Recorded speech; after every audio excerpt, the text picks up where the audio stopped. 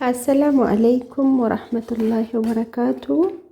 Kabajamtoota hordoftoota Salihaa MTube jirra jirtu nagaa keessanii fayyuma. Alhamdulillah nagaa kooti sillee bakka jirtanutti rabbiin nagaa fayyaa isin haa taasisu. Viidiyoo kana laayikii godhaa. Jalqabuma irratti laayikii godhaa. Laayikii namoonni gootan baay'ee tokko galatooma ulfaadha. Jazakumullahu khairan. Namoonni goon immoo kunoo si yaadachiisaa jirra. Maaf laayikii gochuun jabaatame? Waan jabaatu qaba laayikiin. Inshallah laayikii godhaan isiniin jedhaasumaanuu. Egaa akkuma argitan Arabiyaa Majlisii isinii qabadhee dhufee jira. Bifa barbaadaniin diizaayinii barbaadaniin maashaallah gurraachi kunillee akkam bareeda. Yeroo baay'ee namni waan gurraachi kana hin jaallatu garuu hin bareeda gurraachi. Mafarrashaa fa'i kafee yeroo darbe wayii qaata wayii gurraachaaf siraasii wayii hojjedhee badaa bareeda. Abbaa tiknasii 20 Arabiyaa Majlisii jechuudha. Abbaa tiknasii 20 abbaa 30 abbaa 16 abbaan 10 garuu kana keessa hin jiru. Yoo barbaaddanis immoo jira abbaan tiknasii 10 akkuma kan mafarrashaa sanaa ta'e qirtsiin itti ba'uu dhiisee digaa fi bakka tiraasii sana digaa fi godhamee inni gatiin isaas ta'eetii qabaa. Amma jarreen kunneen kun abbaa 30 jedhama. Abbaa tiknasii 30 jechuudha. Namoonni gatii jettanus gatiin akka diizaayinii isaatii wal dhabaa. Qodaanii tokkuma orijinaaliidhuma isaa ta'ee tiknasii isaatiin diizaayinii isaatiin waa baay'eedhaan gatiin garaagarummaa qaba jechuudha. Yoo bitate diizaayinii isiniif qabadhee dhufee diizaayinii dhibbaa ol jechuudha. Inshallah namoota hedduutu yeroo baay'ee na gaafattu diizaayinii nu ergii ni filannaa jettu. Inshallah kanneen hojjetamaa jirus illee jira. Kanneen illee hojjetamanii an viidiyoo isaatu godhin erges jira. Kan godhee immoo viidiyoo isaan gadhiisin yeroo silkiin rakkisaa ture jira. Inshallah amma miimoorii keessa jira kan isin gadhiisu ta'a Rabbi jedhee erges hojjetamee kan ture jechuudha ta'u. Kanneen hojjetamaa jirus immoo inshallah sichitti yaalanni bahee viidiyoo kan hin godhu ta'a. Arabiyaa Majlisii maggaarajaa wantoota baay'ee argachuu dandeessu jechuudha chaanaalii kanarraa. Walumaa galatti qodaa mana keessaaf barbaachisaa ta'e hundumayyuu argachuu dandeessu. Duraan chaanaalii kanarratti manaaf laftillee dhiyaataa ture.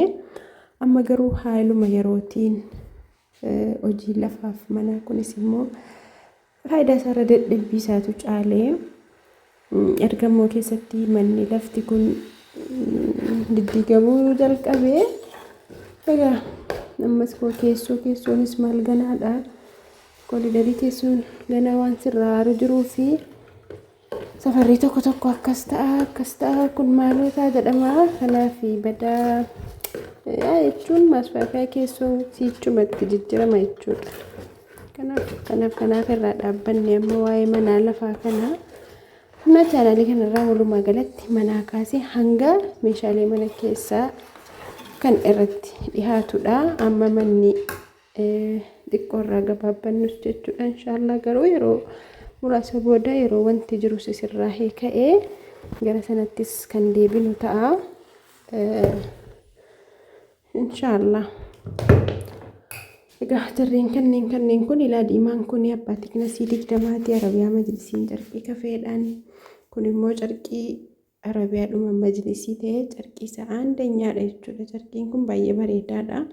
Kun fa'ii Jimmaan keessa hin jiru. Ajajaan Finfinneedhaa fidanii hojjechiisuu malee kanaan dura ajajaan Finfinnee fidee carqii sana hojjechiiseen ture.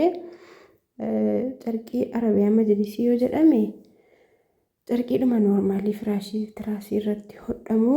Laamma kunis carqiin isaa badaa bareedaadha, cimaadha, yabbuudha, baay'ee tokko jechuudha.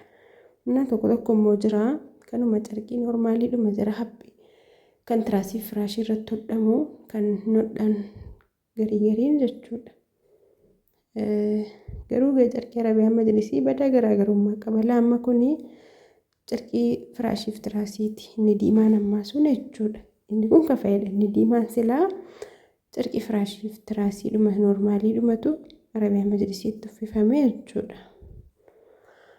Innaa garuu kan ta'u qabu carqiin Arabiyaan Majlisiif hodhamu carqii Arabiyaan Majlisii jedhamee kafayyoo osoo hin taane jira qobaatti. Jimmaan keessa hin jiru xaaqaansa Finfinneedhaaf ichisiisuu yoo ta'e malee. Innaa namoonni barbaadan asirraa diizaayinii isinitti tole bifa isinitti tole iskiriinshuut godhaatee ergadhaa inshaallah akkaataa safara mana keessaniitiin isinii hojjetamuu danda'a. Isaamni isaa kaareedhaanii dirqama manni keessan safaramuu qaba. Yoo ogeessi mana safaruu beeku qabaattanii safartanii natti himtu yookiinis immoo baalamuuyaan dhaqee isiniif safaraa jechuudhaanis immoo yoo dhiyoo magaalaa naannoo Jimmaa ta'e dhaqee isinii safaruu hin danda'a. Yommuu Jimmaa ala ta'e sararaatanya isinii ergee isiniif safaramuu danda'a. Innaa inshaallah ajajadhaan isiniin jedhaa laayikii godhaa meeshaa barbaadan argachuu dandeessu. Chaanalii kanarraa magaalaa Jimmaa naannoo Jimmaa kan ta'e eessayyuu isiniif qaqqabsiisuu hin danda'a inshaallah isiniin jedha hordoftoota koo. Yaada keessan yaada qabdan koomentii jala kaa'uu hin dagatinaa. Yeroo kamiyyuu laayikii gochuullee hin dagatinaa. Namoonni tu sabiskiraayib hin godhin sabiskiraayib gootanus ilaaltanu jechuudha viidiyoo sabiskiraayib godhaa. Egaa gatiinsaa akka kaarii isaatiin wal dhabaa. Akka tiiknesii isaatiin akka diizaayinii isaatiin wal dhabaa kaareedhaan akka tiiknesiitiin wal dhabaa. Kanaaf isin kan jaallattan as keessaa iskiriinshuut godhaatii keessaan kun meeqaa kaareen jedhaatii natti ergadhaa inshaallah isiniifan hin deebisaa. Isiniin jedha namoonni immoo ergaanaa keessanii yookiin sagalee bakka ta'e wayiitti dhaggeeffadhee booddeen deebisa jedhee dagachuu hin danda'a. Irra deebi'aatii na yaadachiisaa. An dagadhee yoo ta'e malee abadan sagalee nama kamiyyuu dhaggeeffadhee hin dhiisu jechuudha. Jillaa jedhee hin dhiisu. Boodan deebisa yookiin bakka ta'e wayii taaksii keessa ta'e bakka ta'e wayii ta'een sagaleen bakka kamittuu ni dhaggeeffatama. Garuu deebisuun immoo bakka kamittuu namaaf hin mijaatu. Kanuma kanaaf booddeen deebisa jedheen dagachuu danda'a. Ergaa waannaa keessanii irra deebi'aatii na yaadachiisaa isiniin jedha hordoftoota koo inshaallah. Hanga viidiyoo biraatii walitti deebinutti nagaa rabbii keessanaaf turaa. Assalaamu alaikum warahmatullahi wabarakatuh.